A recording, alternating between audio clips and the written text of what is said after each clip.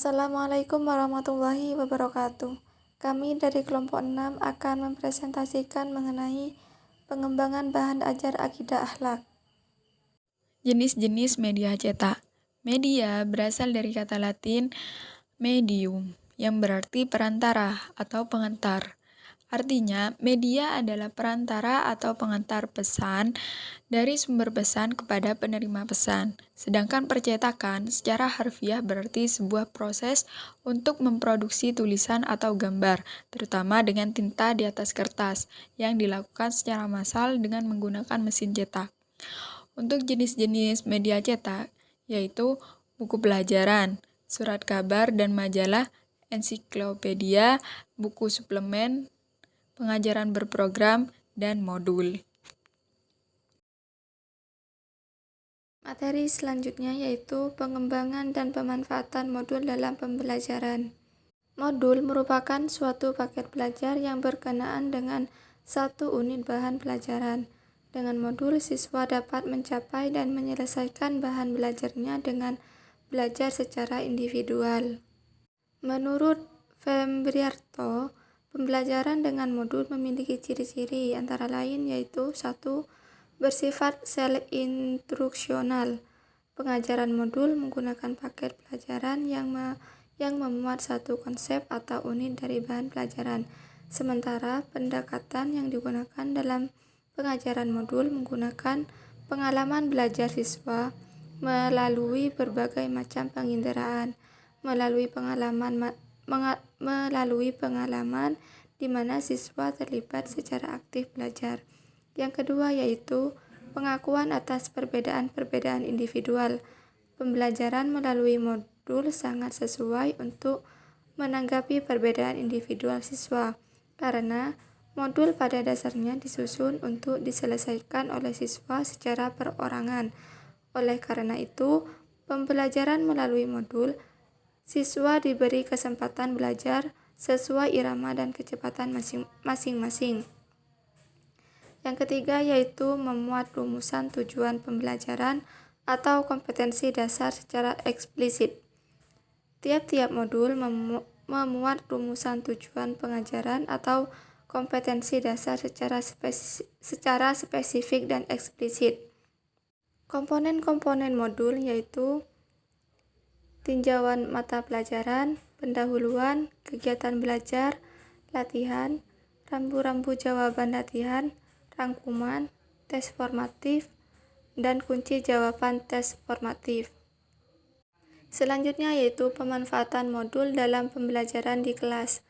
Pelaksanaan pembelajaran dengan menggunakan modul pada dasarnya menggunakan sistem belajar secara individual, namun dapat pula digunakan pada sistem pembelajaran klasikal.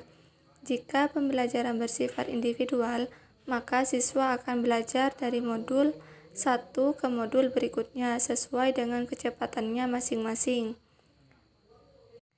Karena kecepatan masing-masing siswa tidak sama, maka dalam proses belajarnya dari hari ke hari, jarak antara siswa yang pandai dengan siswa yang lamban makin lama makin besar.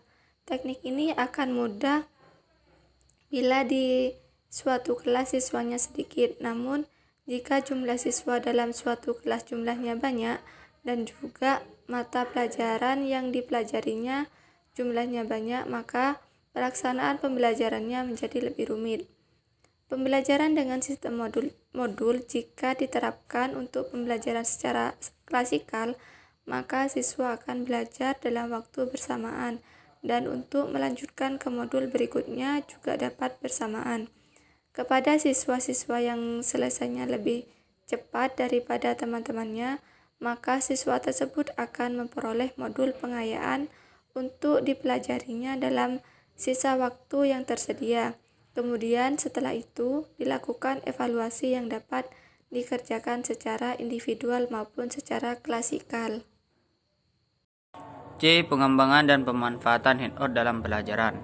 Handout adalah bahan yang tertulis yang disiapkan oleh guru untuk memperkaya pengetahuan peserta didik, termasuk media ajar cetak. Handout berasal dari bahasa Inggris yang artinya informasi, berita, atau surat lembaran. Dan adapun tahapan-tahapan pengembangan handout yang dikemukakan oleh Agus Wuryanto yaitu sebagai berikut. 1. Mengevaluasi bahan ajar yang digunakan dengan menggunakan kompetisi dasar. 2. Berdasarkan evaluasi. 3. Memutuskan isi handout. 4. Memutuskan penyajian narasi, tabel, gambar, diagram, atau kombinasi semua.